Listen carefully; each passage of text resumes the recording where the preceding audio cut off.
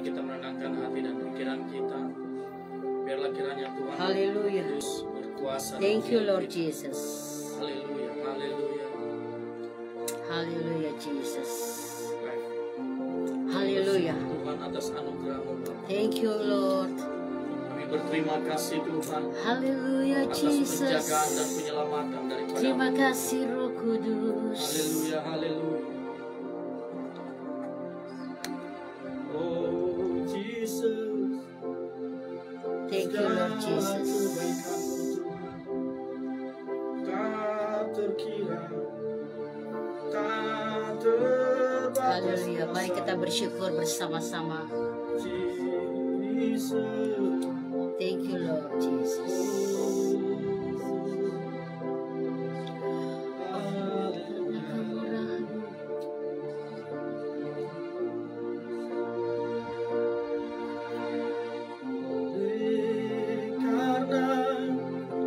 Kemurahan Tuhan ku ada sampai hari ini. Oleh karena kebaikan Tuhan, janji-Mu terjadi bagiku.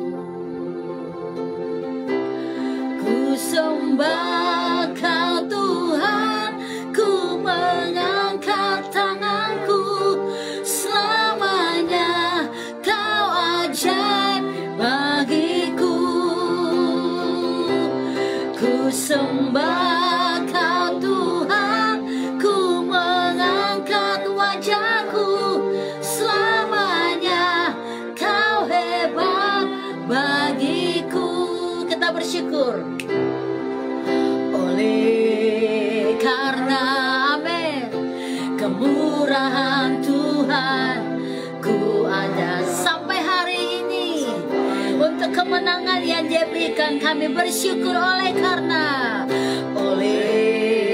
karena kebaikan Tuhan, janji-Mu kami lihat tergenapi bagiku. Ku sembah Kau Tuhan, ku sembah Kau Tuhan, ku mengangkat tanganku. Selamanya Kau ajaib bagiku. Ku sembah Kau Tuhan, ku sembah Kau Tuhan, ku mengangkat wajahku. Selamanya Kau hebat. Mari semua bersyukur. Ku sembah Kau, ku sembah Kau Tuhan, ku mengangkat wajahku. Selamanya Kau ajaib bagiku. Ku sembah Kau, ku sembah Kau Tuhan, ku mengangkat wajahku. Selamanya Kau hebat. Kami sembah Kau, Allah yang hidup. Ku sembah Kau Tuhan, ku mengangkat tanganku. Selamanya Kau ajaib bagiku. Aku sembah Kau Tuhan, ku sembah Kau Tuhan, ku mengangkat wajah menghadap Engkau. Selamanya Kau hebat bagiku. Selamanya Kau hebat bagiku. Selamanya Kau hebat bagiku. Haleluya, haleluya, haleluya. Kami bersyukur. Kami tahu Engkau hidup memberikan kami pengharapan. Kami tahu Engkau hidup memberikan kami sukacita. Kami tahu Engkau hidup ada hari esok untuk kami melangkah dengan pasti. Karena janji-Mu tergenapi bagi kami Tuhan. Kami menyembah Engkau. Kami bersyukur buat hari yang luar biasa. Engkau telah bangkit. Engkau telah mengalahkan maut. Dan itu berarti kami sudah mengalami kemenangan yang hebat di dalam Engkau Tuhan. Haleluya. Terima kasih Roh Kudus.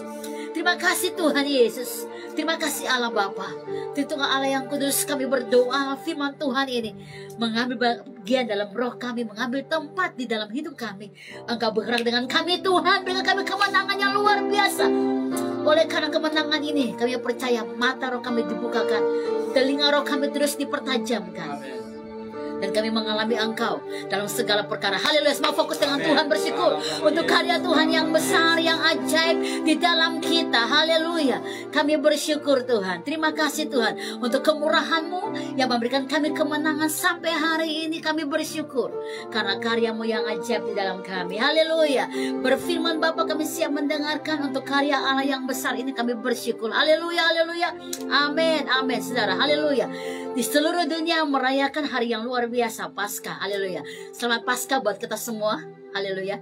Dan saya percaya bahwa ini bukan cuma sekedar perayaan, tetapi kita mengalami sesuatu dari kebangkitan Tuhan Yesus. Kita mengalami apa yang menjadi bagian hidup kita. Kita mengalami sesuatu yang memang membuat kita melangkah dengan pasti, karena di dalam Dia hidup ada hari esok. Haleluya.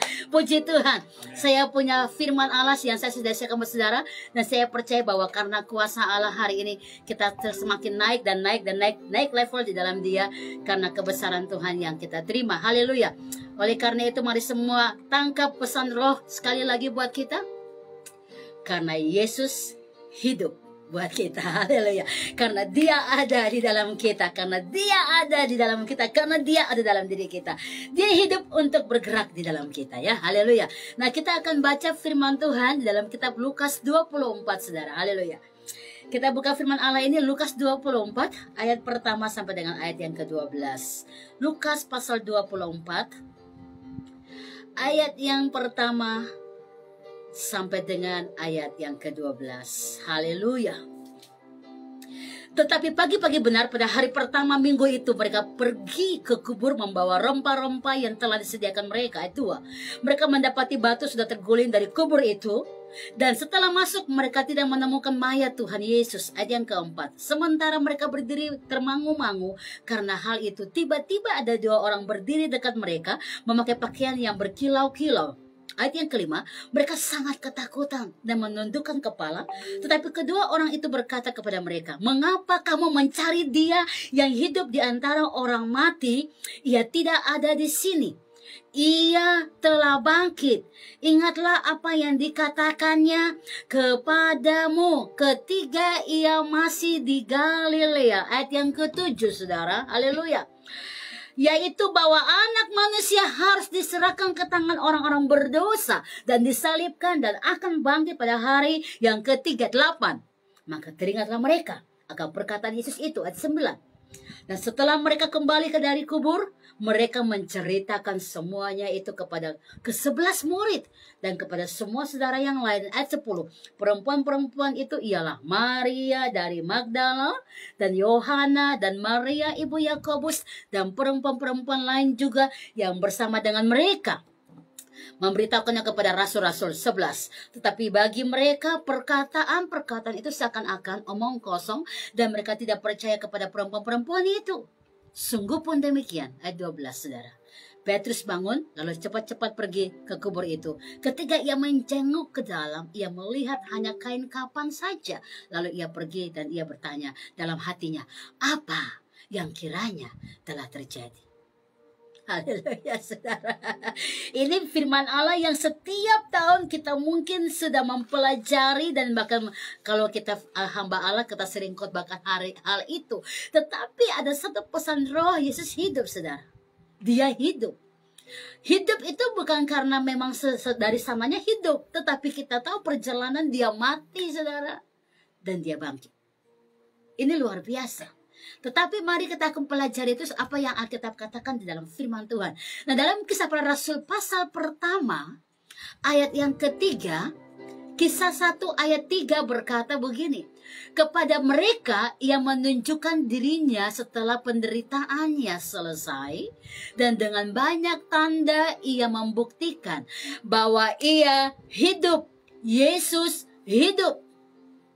Sebab selama 40 hari, ya saudara, Ia berulang-ulang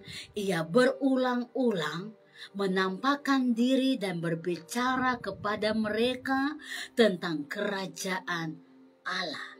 Berulang-ulang selama 40 hari setelah dia bangkit, dia terus menceritakan tentang kerajaan Allah. Nah, mari kita cek apa yang terjadi. Tuhan menampakkan diri, ya saudara, untuk orang-orang ini. Mari kita lihat. Tuhan menampakkan diri selama 40 hari setelah dia bangkit, ya. Yang pertama kepada Maria Magdalena. Kemudian kepada Petrus dalam Lukas 24, ya.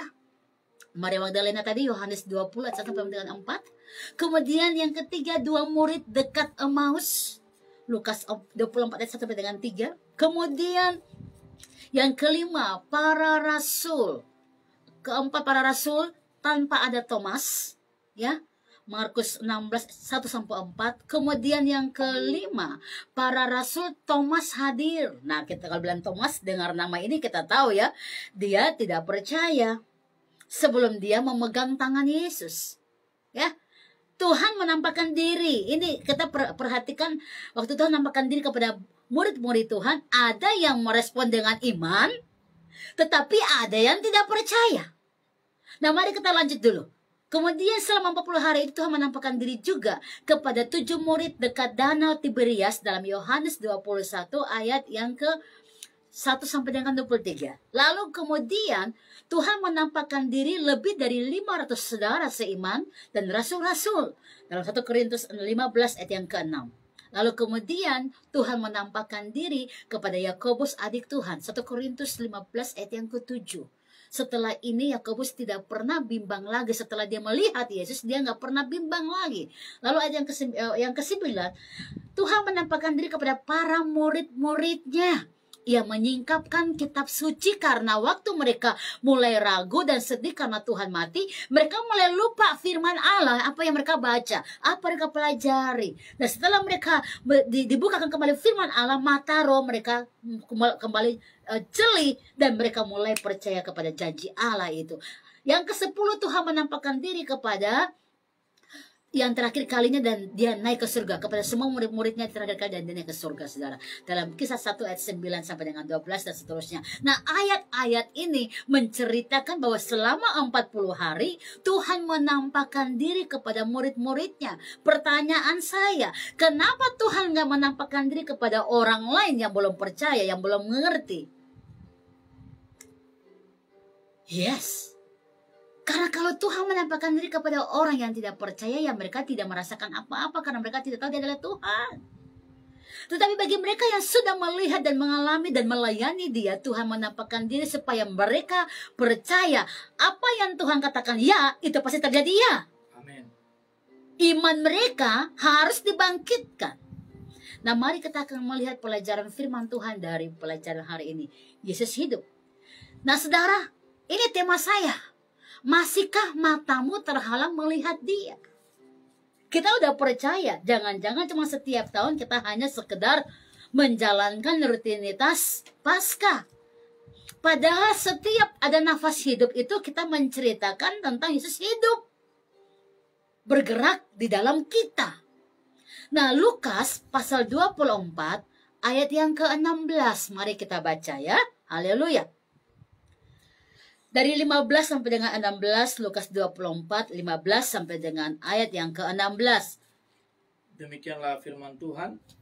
Ketika mereka sedang bercakap-cakap dan bertukar pikiran, datanglah Yesus sendiri mendekati mereka, lalu berjalan bersama-sama dengan mereka.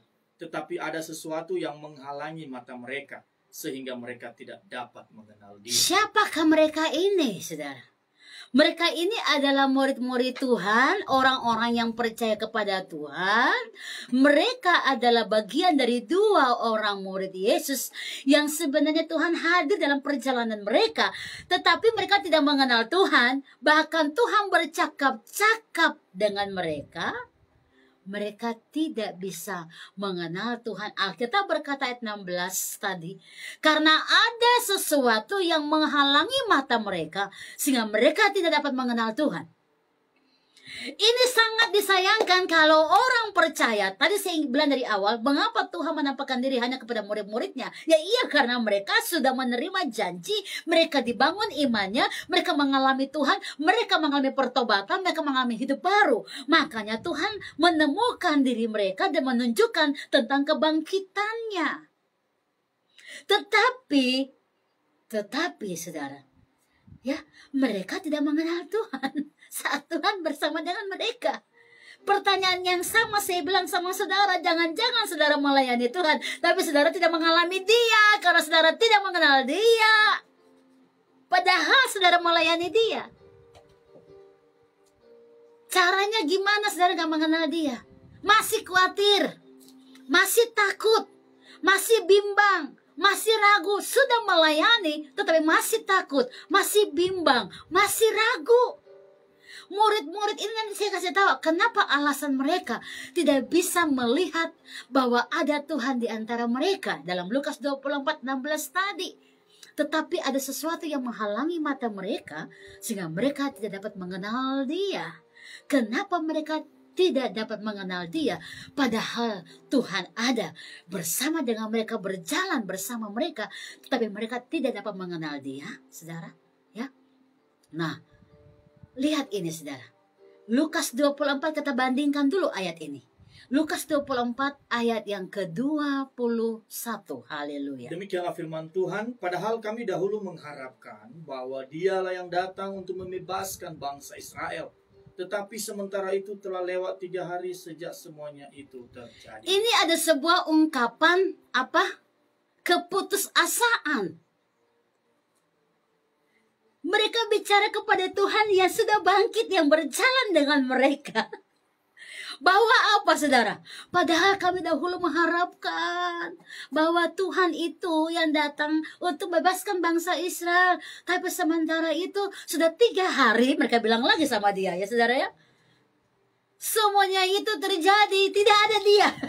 Padahal Tuhan sudah dengan mereka, saudara. Kadang kita mungkin melayani Dia, melayani Tuhan kita. Kita bilang Engkau hidup bagiku, tapi kita tidak merasakan Tuhan bergerak dalam diri kita, saudara. Ini yang terjadi dengan murid-murid Tuhan Yesus. Ayat 22 menjelaskan lagi tentang kejadian. Tuhan Yesus mendengarkan apa yang mereka katakan. Tapi ayat 22 mereka bilang apa? Seperti ini. Tetapi beberapa perempuan dari kalangan kami telah mengejutkan kami. Pagi-pagi buta mereka telah pergi ke kubur dan tidak menemukan mayatnya. Ya, lalu mereka datang dengan berita bahwa telah kelihatan kepada mereka malaikat-malaikat yang mengatakan bahwa Lanjut. Dia hidup. Dan beberapa teman kami telah pergi ke kubur itu dan mendapatinya bahwa memang benar yang dikatakan perempuan-perempuan itu, tetapi dia tidak mereka lihat. Saudara lihat ini.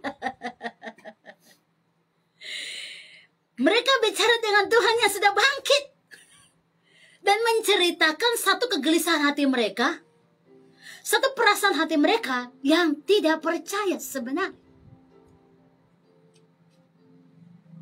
Tuhan mendengarkan mereka ngomong seperti itulah, saudara. Ya, Tuhan mendengarkan apa yang mereka sampaikan. Wah, Tuhan mungkin begini ya. Weh, ini aku loh. Kok kamu, kan aku sudah bilang hari ketiga aku bangkit. Dan sekarang aku bangkit. Tapi kamu sudah putus asa. Nah, ini saudara ya. Kadang-kadang kita berdoa berapa tahun dan kita belum menemukan jawaban, lalu kita mulai putus asa. Ya. Ada banyak hal yang kita terhalang, tidak bisa mengenal Tuhan yang sudah bangkit itu karena kita tidak percaya sepenuhnya. Kita nggak mengimani apa yang Dia katakan bahwa Dia akan bangkit hari ketiga, saudara. Itu yang membuat kita tidak bisa mengenal Dia, walaupun kita mungkin melayani Dia. Kenapa tidak dapat melihat Tuhan murid-murid ini, saudara?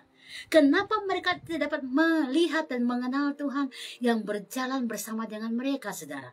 Kita baca dulu ayat 32, saudara. Ayat 32. Masih di dalam kitab Yohanes 24 tadi ya. Lukas 24. Demikianlah firman Tuhan, kata mereka seorang kepada yang lain, bukankah hati kita berkobar-kobar ketika Ia berbicara dengan kita di tengah jalan?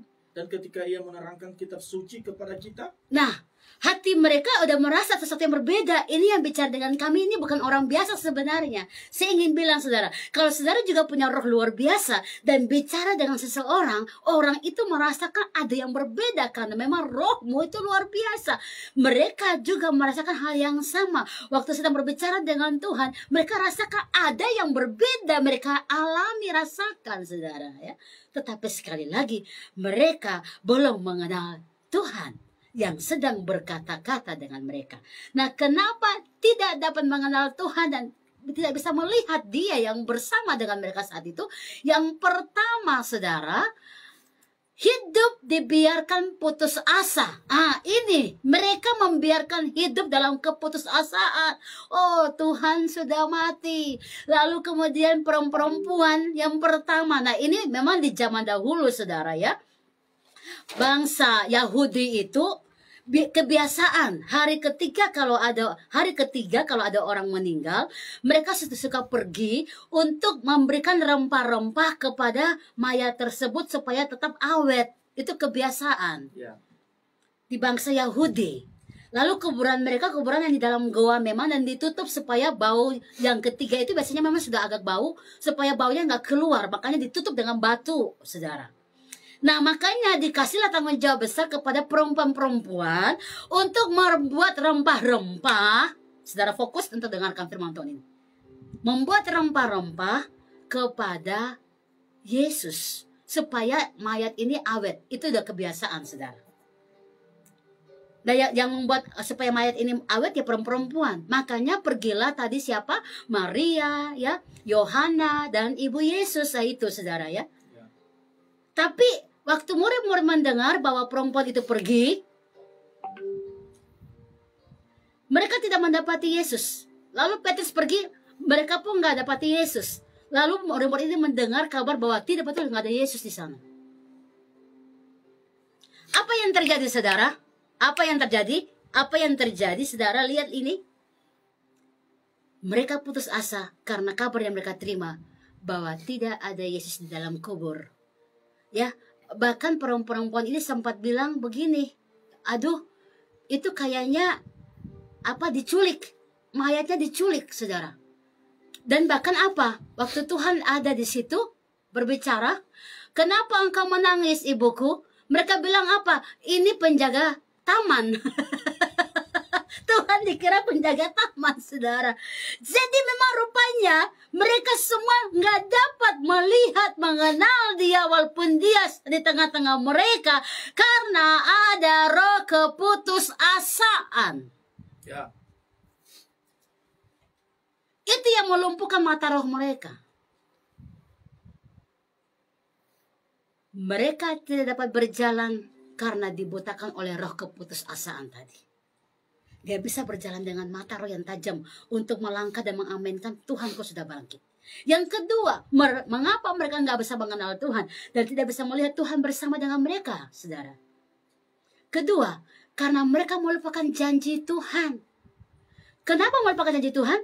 Tadi karena membiarkan adanya ketidakpercayaan. Kadang-kadang waktu saudara sudah mulai ragu, saudara, mulai ragu, benih ini bayangkan setiap hari ragu, hari ini ragu, besok ragu, lusa ragu, 1 minggu ada keraguan, saya percaya semua firman akan hilang, saudara, dari pikiran saudara. Mereka tidak percaya, mereka membiarkan tadi. Satu, roh keputusasaan. Yang kedua, mereka ragu, saudara. Karena mereka tidak ingat tentang janji Allah.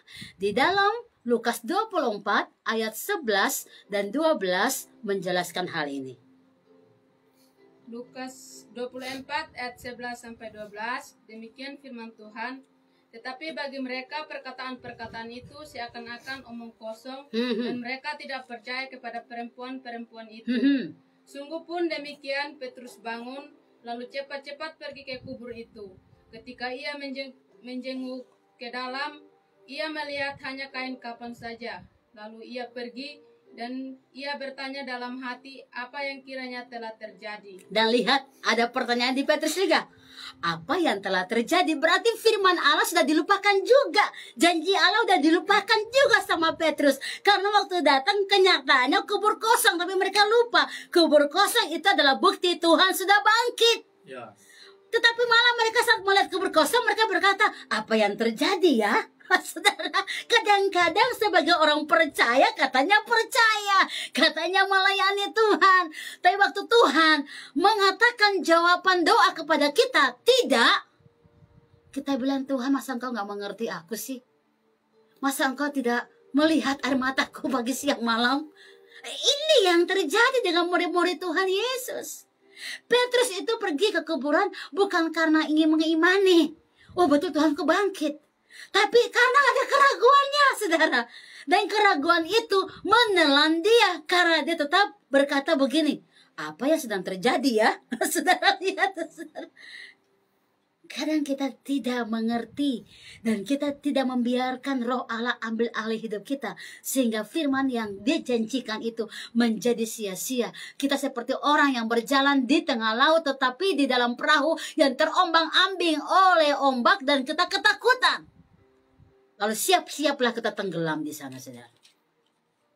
Tetapi orang yang percaya seperti Petrus yang percaya dalam cerita berjalan atas air karena dia percaya. Pertama dia bilang hantu. Kan begitu. Tapi saat dia percaya, dia melangkah dengan iman berjalan atas air. Tapi selalu kalau ada keraguan, pasti jatuh, saudara. Yang kedua ini, kenapa mereka tidak bisa mengenal Tuhan, berjalan dengan mereka dan nggak usah melihat Tuhan? Karena ada ketidakpercayaan, ada keraguan. Yang ketiga, mereka lamban hati untuk mempercayai segala sesuatu yang telah dinubuatkan, saudara. Mereka lamban untuk menangkap padahal sudah dinubuatkan. Apa itu nubuatan? Sesuatu yang belum terjadi dan pasti terjadi. Yang Tuhan nyatakan. Tuhan sudah nyatakan. Tapi mereka tidak mempercayai berita penyataan dari mulut Tuhan sendiri. Lukas 24 ayat 25. Kita bacakan ayat ini, saudara. Haleluya. Demikianlah firman Tuhan. Lalu ia berkata kepada mereka, hai kamu orang bodoh. Orang bodoh. Betapa lambannya hatimu, sehingga kamu tidak percaya segala sesuatu yang telah dikatakan para nabi. Ini bukan bodoh secara intelek, tetapi bodoh rasa. Rasa kepekaan hati, jiwa kepada Yesus. Itu maksudnya, saudara. Sehingga kamu tidak percaya segala sesuatu yang telah dikatakan para nabi, udah dinubuatkan, saudara. Tapi mereka membiarkan hatinya tadi karena berawal dari pertama apa? Ada roh keputusasaan. Apapun yang engkau lewati hidupmu, tapi kalau ada roh keputusasaan itu akan mengalir yang kedua, membuat engkau ragu dan tidak percaya.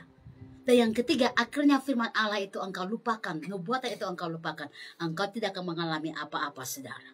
Ini yang terjadi terhadap murid-murid Yesus. Tuhan berkata kepada mereka di ayat 26, bukankah Mesias harus menderita semuanya ini? Itu untuk masuk ke dalam kemuliaannya. Lalu ia menjelaskan kepada mereka apa yang tertulis tentang dia dalam seluruh kitab suci. Mulai dari kitab Musa dan segala kitab-kitab Nabi. Mereka mendekati kampung yang mereka tuju. Lalu ia berbuat seolah-olah hendak menerus perjalanannya. Tetapi mereka sangat mendesaknya, katanya, tinggallah bersama-sama dengan kami, sebab hari telah menjelang malam dan matahari hampir terbenam. Lalu masuklah ia untuk tinggal bersama-sama dengan mereka. Waktu itu ia duduk makan dengan mereka. Ia mengambil roti, mengucap syukur, lalu memecah-mecahkannya dan memberikan kepada mereka. Nah, sekali lagi akhirnya Tuhan menambahkan kepada mereka iman. Alkitab berkata, kalau kita kurang iman, mintalah kepada Dia yang empunya. Imannya Allah itu yang punya. Karena Alkitab berkata, iman timbul dari mendengarkan firman. Tuhan bicara firman kepada mereka supaya iman mereka dibangkitkan. Kita kalau kurang punya iman, kita berdoa kepada Dia, tambahkan aku iman supaya firman yang kita baca itu membangkitkan kita kembali. Ya. Haleluya. Amin. Ini cerita ini luar biasa. Waktu saudara membaca firman tentang kebangkitannya, saudara harus tahu bahwa dia bergerak selalu dengan saudara, ada dengan saudara, berjalan bersama dengan saudara. Jangan sampai saudara tidak mengenal dia. Yesus bangkit. Ini dia saudara, kabar baiknya. Good news-nya, kabar baiknya. Yesus bangkit, memberikan kepastian. Haleluya. Amin. Dia bangkit itu membuat kita pasti semuanya pasti. Amin. Berarti apa? Ya dan amin. Yes. Haleluya. Haleluya. Dia bangkit itu memberikan kepastian. Berarti ya dan amin. Yang pertama, memberikan kepastian untuk saudara dan saya berjalan dengan penuh keberanian. Amin. Haleluya. Haleluya. Walaupun situasi dunia seperti ini, kita punya kepastian di dalam Tuhan. Kita berjalan dengan penuh keberanian. Yes. Karena Tuhan tidak pernah kasih kita roh ketakutan. Haleluya. Kita pasti dengan dia. Ya dan amin. Firman-Nya menjaga, menghantar kita, membimbing kita untuk kita tetap masuk ke dalam rencananya yang besar. Yesus bangkit memberikan kepastian untuk satu, berjalan dengan penuh keberanian. Yang kedua, Yesus bangkit memberikan kepastian untuk melangkah dengan tujuan pasti. Amin. Ada tujuan pasti. Orang kalau kemana-mana tujuannya mau kemana? Ke Roma. Dia akan cari jalan ke Roma, saudara.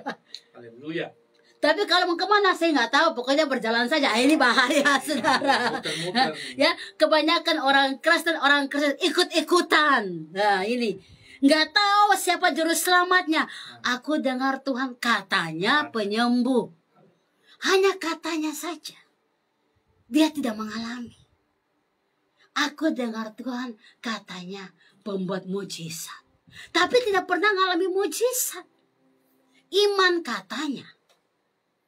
Saudara, Ayub, Mazmur, mereka berkata, dulu aku kenal Tuhan dari kata orang saja. Tetapi sekarang aku mengalaminya sendiri. Amin. Yesus bangkit memberikan kepastian untuk apa? Melangkah dengan tujuan. Yes. Yang ketiga, Yesus bangkit memberikan kepastian untuk lebih giat bekerja dengan semangat. Amin. Waktu murid-murid berbicara dengan mereka langsung bilang gini, bukankah saat kita berbicara roh kita berkobar-kobar? Yes. Nah itu saudara. Haleluya. Kalau saudara di dalam roh Allah, roh saudara tetap bersemangat. Amin. Tetap giat bekerja untuk kemuliaan Tuhan. Amin. Semangat, haleluya. Amin. Kalau ada orang baca firman Tuhan ngantuk-ngantuk, Oh. dengar firman Tuhan gak fokus, berarti ini namanya hobi saudara. Haleluya. Kebiasaan. Tapi kalau engkau mendengar firman Allah, roh Allah bergerak, roh saudara berkobar-kobar. Amin. Murid-murid berkata, bukankah saat dia berbicara sama kita, roh kita berkobar-kobar? Yes. Yes, karena rohnya itu hidup. Itu kayak kita punya handphone sudah mati, saudara. Ya, sudah satu lobet 1%. Aduh. Lalu itu lampunya udah mulai gelap, saudara. Tiba-tiba pas dicas, wih, terang lampunya, langsung masuk semua Haleluya. stromnya. Itu, saudara. Kalau saudara bertemu dengan Tuhan, rohmu itu begitu semangat. Amin. Giat dalam dia. Yes. Yang keempat, Yesus bangkit memberikan kepastian untuk terbakar menceritakan tentang dia. Haleluya. Bersaksi. Amin. Orang yang mengalami Tuhan bersaksi. Ya. Tuhan bilang sama Thomas apa? Ini aku. Dia bilang tidak. Tunjukkan dulu tanganmu. Tuhan tunjukin. Dia colokin juga tangannya. Saudara ya. Tuhan bilang, kau melihat baru kau percaya. Tapi berbahagialah mereka Amin. yang tidak melihat, Yes. tetapi percaya Yes, Lord. akan janjinya, akan Amin. firman-Nya, karena kebangkitannya Yes. memberikan kepastian. Amin. Ya dan amin. Haleluya. Dan yang kelima, Yesus bangkit memberikan kepastian untuk hidup penuh dengan kelepasan. Ada sukacita. Orang yang mengalami Tuhan itu berjalan dengan sukacita. Amin. Tidak ada beban palsu lagi. Tapi ada kelepasan. Amin. Ada kemenangan. Haleluya. Nggak takut ini, nggak takut itu. Nggak ragu ini, nggak bingung. Yes. No. Oh. Di dalam Tuhan itu orang berjalan dalam Tuhan itu alami kelepasan. Ada sukacita. Amin. Ini kabar baik buat kita. Yesus bangkit. Yang pertama, Yesus bangkit memberikan kepastian untuk yang pertama, berjalan dengan penuh keberanian. Yang kedua, Yesus bangkit memberikan kepastian untuk melangkah dengan tujuan pasti. Yang ketiga, Yesus bangkit memberikan kepastian untuk lebih giat bekerja dengan semangat, dengan roh yang terbakar. Yang keempat, Yesus bangkit memberikan kepastian untuk terbakar menceritakan tentang Yesus, bersaksi tentang Dia. Yang kelima, Yesus bangkit memberikan kepastian untuk kita hidup penuh kelepasan. Amen. Ada sukacita yang luar biasa. Ini good news, ini kabar baik buat kita tentang kebangkitan Tuhan. Mari, apakah saudara sudah mengalami 5 hal ini tentang kepastian Tuhan? Karena Dia hidup, ada kepastian buat kita. Haleluya. Oleh karena itu, biarlah hari ini iman saudara dibangkitkan dan melihat bahwa Tuhan hidup di dalam saudara. Dia bergerak di dalam saudara. Dia ada dengan saudara. Dia mau memimpin saudara untuk mengalami segala perbuatannya yang besar. Dia hidup, ada hari esok. Dia ada dalam segala rencananya buat kita. Kalau saudara mengalami Dia, biarlah engkau merasakan betapa besar dan ajaibnya Tuhanmu di dalam hidupmu, saudara. Haleluya. Mari kita renungkan firman Tuhan ini. Kita mau berdoa bersama-sama.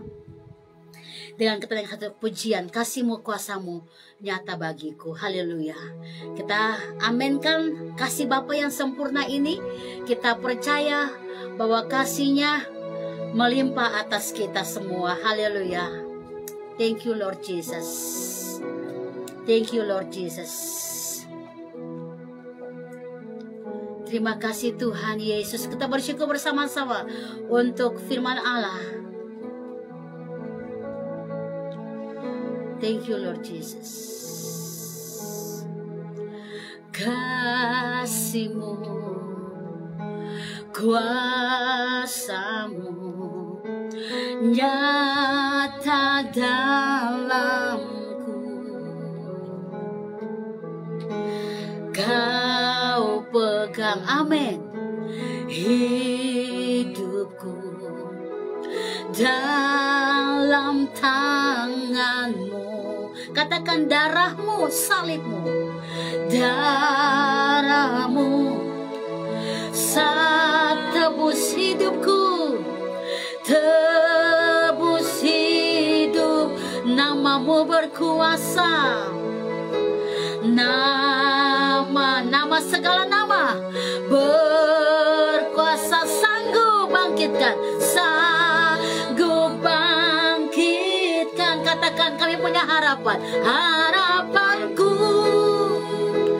di dalam-Mu, hanya Kau Yesus kuat. Ku percaya, ku percaya.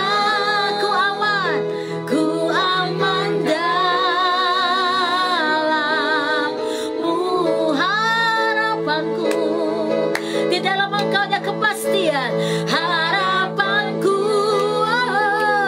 di dalam-Mu, yes Lord, hanya Kau Yesus kuat. Ku percaya, ku aman dalam-Mu, kasih-Mu, kuasa-Mu. Mari katakan saudara, kasih-Mu, karya-Mu kan nyata bagi kami, nyata dalam. Kau pegang hidupku, Kau pegang, yes Lord, hidupku dalam tangan. Darah-Mu, salib-Mu, jangan iman, katakan darah-Mu, yes Lord, sudah tebus hidupku. Haleluya.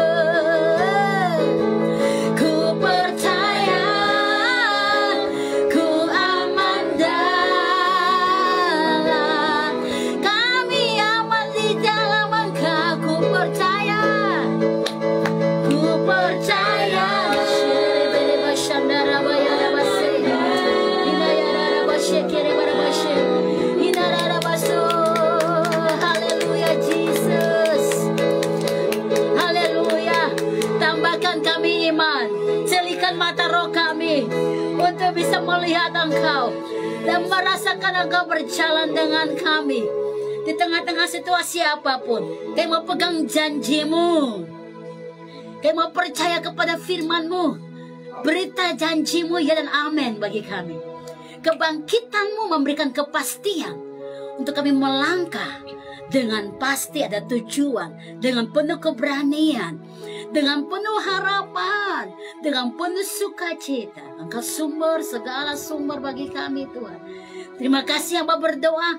Yang kurang iman tambahkan iman, karena hari ini Engkau sudah bangkit bagi kami. Dan kami percaya setiap kekhawatiran, keraguan sudah dipatahkan di dalam nama Tuhan Yesus. Ada kemenangan yang luar biasa. Mari kembali saudara, ambil dengan iman kepastian ini. Ambil dengan iman. Engkau mengalami dia. Engkau mengalami dia. Kebangkitan ada kehidupan. Come on. Bangunkan iman saudara. Bangunkan roh saudara. Ada kepastian imanmu dibangkitkan. Haleluya. Thank you Jesus. Hamba berdoa terus bangkitkan roh kami untuk melihat Engkau sedang berjalan dengan kami. Engkau hidup di dalam kami, bergerak di dalam kami, memimpin kami masuk ke dalam rencana-rencana-Mu yang besar.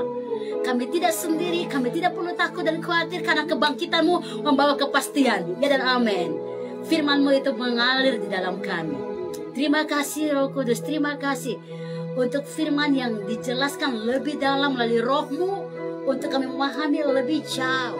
Apa yang kami baca, apa yang kami dengar, kami percaya kekuatan Roh Kudus mengartikan semua dengan luar biasa di dalam kami. Haleluya.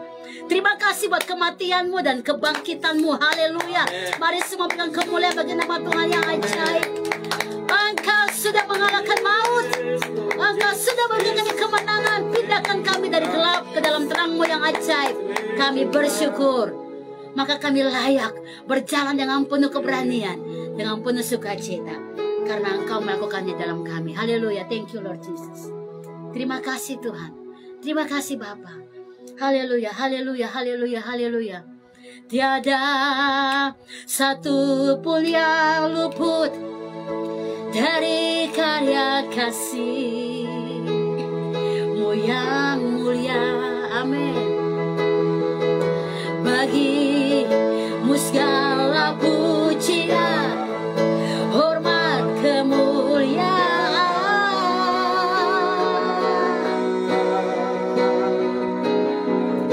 Engkau Tuhan ku tinggikan, yang bangkit dan menang, Yesus Kristus Tuhan. Ajaib perbuatan karya-Mu, Yesuslah. Oh, Engkau agung dan mulia karya-Mu.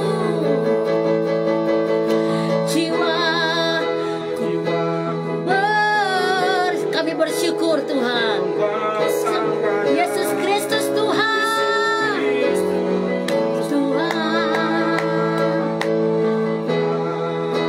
Mulia dan luhur, agunglah karya-Mu, Yesus Kristus Tuhan. Amin. Yesus Kristus Tuhan. Haleluya. Kami melangkah dengan kepastian karena hari ini Engkau memberikan kami kemenangan yang besar. Diberkatilah kami yang datang di dalam nama Tuhan Yesus. Haleluya. Semua yang diberkati katakan bersama-sama. Amin, amin, amin. God bless you all. Sudah hidup ada hari esok buat kita. Haleluya.